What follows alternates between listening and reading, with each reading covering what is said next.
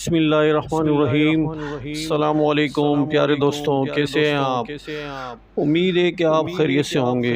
پیارے دوستوں، آج ہم آپ کے لیے جو وظیفہ لے کر آئے ہیں وہ پرسکون نیند کے لیے وظیفہ ہے۔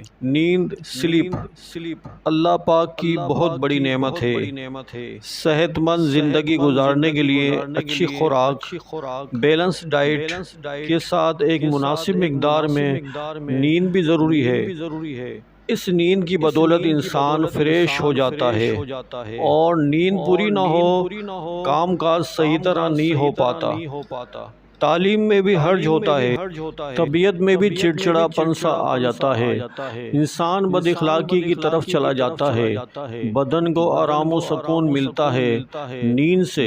رب تعالی قرآن پاک میں ارشاد فرماتا ہے، پارہ نمبر 30 سورۃ النبا آیت نمبر 9، وَجَعَلْنَا نَوْمَكُمْ سُبَاتًا، اور تمہاری نیند کو آرام کیا۔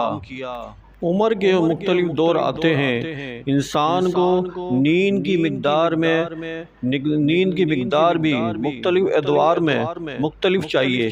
ایک ریسرچ کے مطابق جو چھوٹے بچے ہوتے ہیں ان کو 12 سے 15 گھنٹے نیند درکار ہے، اور جن کی عمر 15 سے 40 سال کی ہوتی ہے ان کو 7 سے 8 گھنٹے کی نیند چاہیے۔